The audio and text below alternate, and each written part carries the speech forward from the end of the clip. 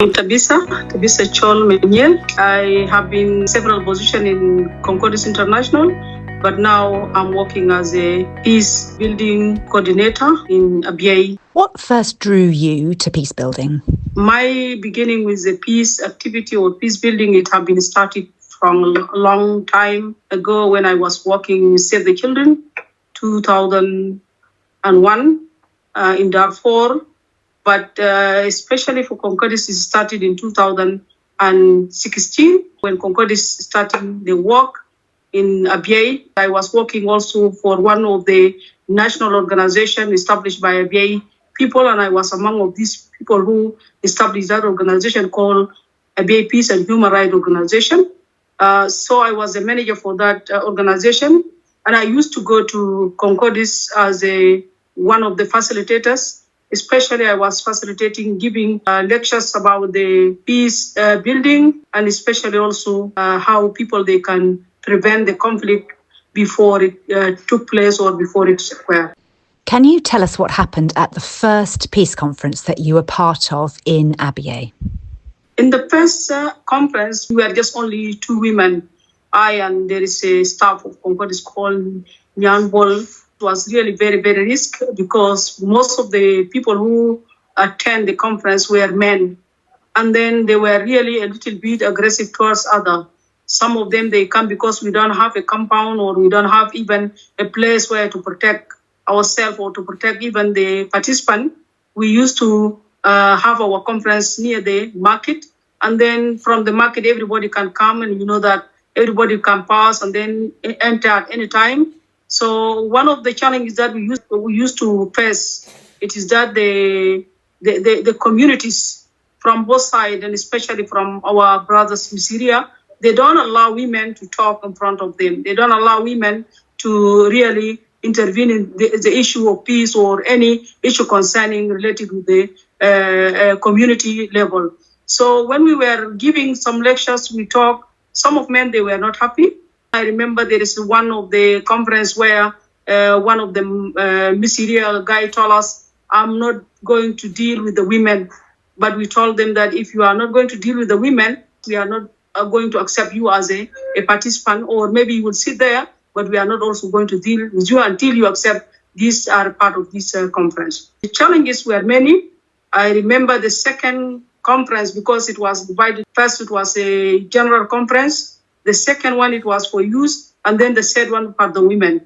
And in the women conference, it was the most place where we discovered that women were not allowed, even when they come into the first conference, they give their back to the men because they are fearing to talk in front of the men. And even sometimes they cannot express themselves. They have to talk on behalf of men or the men who are really incited them to talk, but they cannot talk their own word unless the permission taken from the men.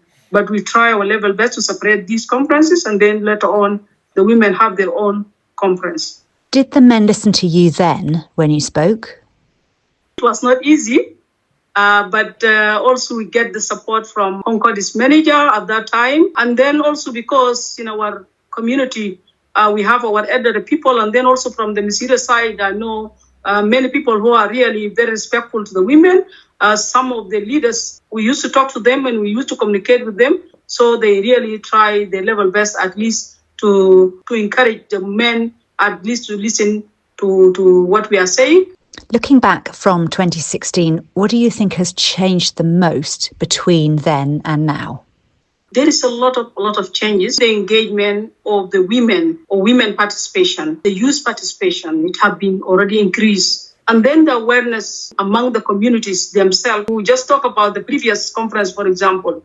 Women were there almost around, it is at least 20-25% of the women. We insist that women have to come from different corridors and they have to participate. A lot of changes also. Women are really collaborating. Women are working even in the market. In the previous years, it was very rare. You will find 2 or 3 women are working in the market, feeling safe, and also join the men in the business, and these things was not there. But now, even the police, for example, we have community police. In the community police, women were not a part of that community police, but now they are there.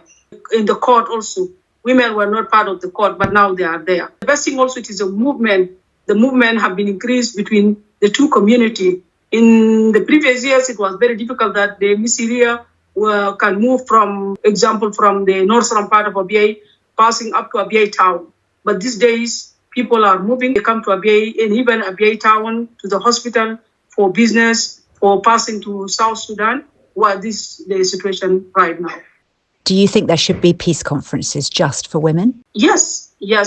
Usually we encourage that one because it is when we discover that when women are really just having a joint conference with the men usually go and dominate, or maybe sometimes they went and elect somebody that they really trust, but they don't include the real people who are really suffering. For example, in the corridors, there are women who are moving with the cattle, moving with their families from place to place. Can you tell me the story of how the Miseria women used to wear bullets on leather necklaces around their necks? When I came to Abyei, I used to go up to northern part of Abyei, where most of the Miseria headers are moving. And I remember when we went there, they called all the men, and then the women were really seated behind and very far. And then I asked them why you are not allowing the women to come. They said that no, these issues of the country or peace, it is not for the women.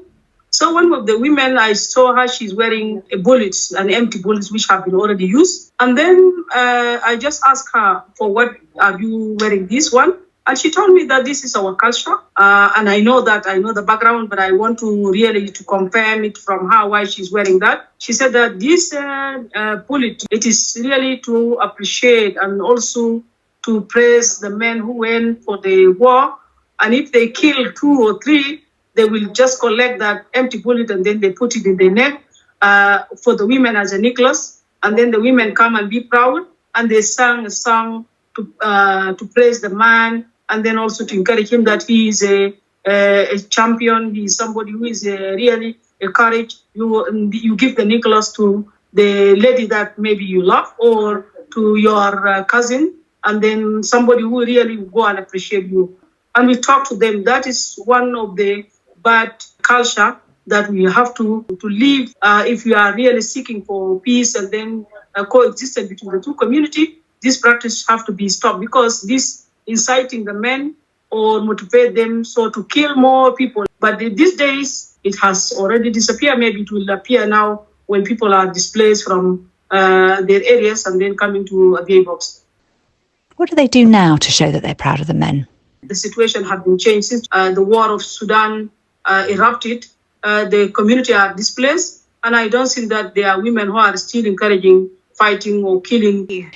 Is there a story or an encounter from your work that's really affected you, that's really stayed with you as a peace builder? Yeah, my own story, as I mentioned from the beginning when I work in Darfur, I really committed myself that I have to work for peace, because I saw a lot of children, women suffering from issue of abduction and the way that they were treated. And then when I came in 2008 to Abyei, it is the first time that I work in Abyei, because I was grown in northern part of Sudan and I studied there. But I come in Abyei in 2008 as a member of parliament. The war erupted. Again in 2011, the war erupted and I was there. I lost my husband in 2012 because of issue of conflict. The cause of death was done by the use of Misiria, who come to Abyei area, and then he was shot from the back. He was killed immediately in a very early age. He was just only 43 years, and I have a very young kids. And I decided that there is no way that we can just continue in conflict, because we are losing a lot of youth, a lot of people who are really very important. There is no way that we will allow our community to suffer from both sides because of political issue. If you move to Abyei, you will find there is no development, although it is a rich area, but still people are conflicting for nothing, for no any development. No government from both sides is really taking care of them. So I said that instead of taking revenge, let me turn this point of sorrow and then loss of my husband to preach for peace, and then we continue. And then join. That is why we established what we call Abyei Women Empowerment Organization. And then again, I joined establishment of Abyei Peace and Human Rights Organization. Then again, I joined Concordis International. What keeps you motivated, Tabitha, when times are tough? What keeps you going? When you see where the conflict is coming and where we have been starting, you will find the root causes of the conflict. It was not created by those innocent people. And these things, it is really giving me hope that one of the things Concordis is there. They are really supporting the communal dialogue, the communal peace. It gives us a very strong desire to continue and then support the community. Also, it is the situation of the women and children, because, as I mentioned in the beginning, they are the ones who are affected by all the conflict. It was a political conflict. I myself, I will stand if there is possibility that I will call the two governments of South Sudan and Sudan, telling them enough is enough. Let people of Abyei from both sides to settle their issue in peaceful manner, in communal way, to support the peace initiative which have been initiated by the community themselves. It was not coming from the government, it is not from the politician, but it was coming from the people of the grassroots who are really in need. Is that we need to address their needs. Their needs is just only peace, and then they can cultivate, they can improve their economic, they can do their services by themselves if there is any instability. Tabitha, thank you so much. Thank you so much also.